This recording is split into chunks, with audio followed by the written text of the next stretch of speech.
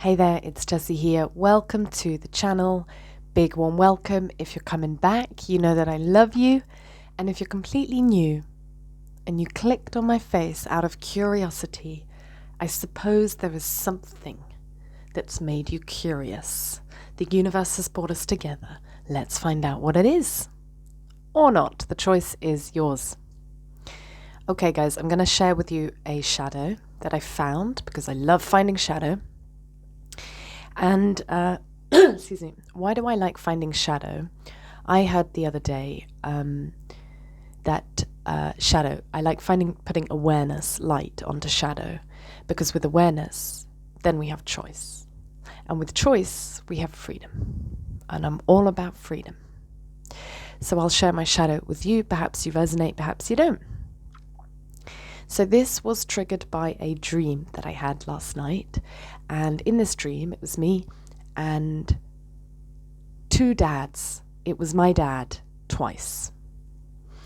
And hi, Dad, if you're watching this. One of my dads I really liked, and the other dad I didn't like. So I was hanging out with the dad that I liked, and we were upstairs in a room, and he said, "Shall I go and get Dad then?" And I was like, oh, no. And then I woke up. And I've been thinking about it, and it's very interesting. So I started my healing journey in my mid-20s. And lo and behold, when you start your healing journey, because you're not fulfilled in the life that you're living and you need to investigate why, what subconscious beliefs are running the show. And of course, we go back to childhood. That's the first stop, I believe, in my experience. And I found the mother wound. So the mother wound being how my child felt wounded by the way my mother raised me. Now, I love my mum.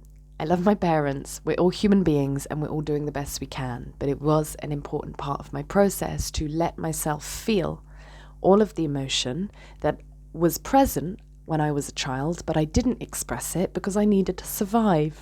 I needed to maintain those relationships for my own survival. So I suppressed my authenticity for attachment. Gabor Mate talks about this. The two primary needs as a human being are attachment and authenticity. And so many of us, they are in conflict when we're growing up because being our authentic selves might irritate our caregivers in some way. So we learn to, okay, if I need attachment, then I won't be authentic. And I love that. And so a lot of my life has been sort of like trying to claim back my authenticity. So I found the mother wound, and it was easy for me to access negative emotion or my suppressed emotion, let's say, towards my mother. You know, it was easy for me to see the things I was angry about, the limiting beliefs she implanted in me, not on purpose. I'm not blaming her. But there was my child that was angry with that, you know. So it was easy. It was easy. Now, my mum's an amazing human being, so I could actually talk to her throughout this process. And she's a saint and didn't take any of it personally. Some things, maybe, but that's okay. No one's perfect. And also what I needed to do was just create a bit of distance, actually, in our relationship while I process these emotions, because I knew even then not to, like, I couldn't really blame her. Like, I always had this thing. She's a human being. She did the best she could. And I could always recognize that, you know. Like, one thing I learned on my journey is I, would often invalidate my feelings because I would compare to other people that had much worse childhoods, you know, and much bigger, obvious, glaring traumas. And I've mentioned this before. I feel like mentioning it again. Sometimes when we've experienced neglect, it's actually what didn't happen that we're angry and upset about. So it's really hard to place. It's like, oh, but I had a great upbringing. Like, I don't really know. Well, yeah, but if there were needs that weren't met, you don't even know that didn't happen. You know what I mean? But we're still frustrated and angry as a child that those needs aren't being met. So there we go. Easy was easy with my mum, and I could even talk to her about it, and I could process the emotion, and we're out the other end. I do believe there's always layers. There are always layers to these relationships with family. But for the most part, I mean, we can communicate, which is beautiful. And I really, really am so proud with how she raised us and the values she instilled in us, and particularly her own childhood. She just did amazing, in my opinion. It wasn't perfect, but it was pretty damn good. Now, of course, mother wound. Oh, maybe I have a father wound. But I could never access negative emotion or suppressed emotion towards my father. I could never access it. In my mind, he was just like this great, wonderful being that could do no wrong. And that's a little bit suspicious, don't you think? Not because it's like everyone has to have done something wrong, but like I remember in my childhood, I remember when he used to drive us in the car and I'd be so upset, I would like turn my whole body to the back of the car and put my hands around my eyes. That was how I would like cope. I remember doing that quite a lot. So I do remember having these emotions towards him as a child, but as an adult, I was like, no. And maybe it was cleared. I don't know. But anyway, I did find it quite suspicious. And then the last couple of years, the inner work that I've been doing, things have come up. I noticed, and Dad, if you're watching this, hi, I love you. Like, essentially, I really do love you. And I also know that you love me. So this is me processing just suppressed stuff in my child in order for us to have a better relationship as adults. Because I started noticing a few years ago, like, I couldn't spend more than like 6 or 7 hours with my father without like totally shutting down, like needing to sleep. And I would reflect on it and be like, something's going on here, but there was no negative, there was no emotion, which is normally so easy for me to feel and access. So it was curious. And, I'm still always daily self-reflecting. How can I free myself more? I really am gonna be free. I think I am free, actually. Yeah. So it was a bit suspicious, and things have come up now. And so there is a bit more distance between me and my father at this moment in time because I'm processing. And I can appreciate that he, first of all, gave me life, thank you, and was a wonderful father in many respects, but in others, not, actually. In my opinion, looking back on it, I feel like there were inappropriate places that we went to, inappropriate people we were around, and as a child, I felt very unsafe. So, the dream, where I had 2 dads, one that I liked, one that I didn't like, reveals to me how I coped with that as a child. Anything negative or any negative projection I had of my father, I like locked away in a box and never opened it again. Great. My coping mechanisms are hilarious. It's like, just pretend it didn't happen. Or it's like, pretend it happened, like unmet needs. I'm like, just imagine they're being met.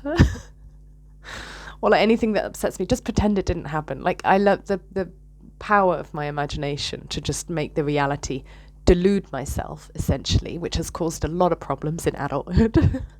We're getting there. So I locked it away, put it somewhere so far deep down within me that I forgot it was there. And now it's all coming back up again, that box, and I'm like, oh no, it was there. And you see how my dream did that? I just compartmentalized him in my head into 2 people, one I liked and one I didn't like. And the one I didn't like, I just pretend didn't exist. And the one I liked was the one I've had a relationship with my whole life. And now I'm having to and now I need to reintegrate these 2. And what it's shown me, what the shadow is, because I can see now how this mechanism that I do plays out in other relationships. I give people grace when I first meet them. I really do. But the moment I feel hurt by something they've done, goodbye. You are the weakest link. Goodbye. Anne Robinson. It's so black and white, my thinking. You see? I'm like, people are good, people are bad. If they hurt me, they're bad.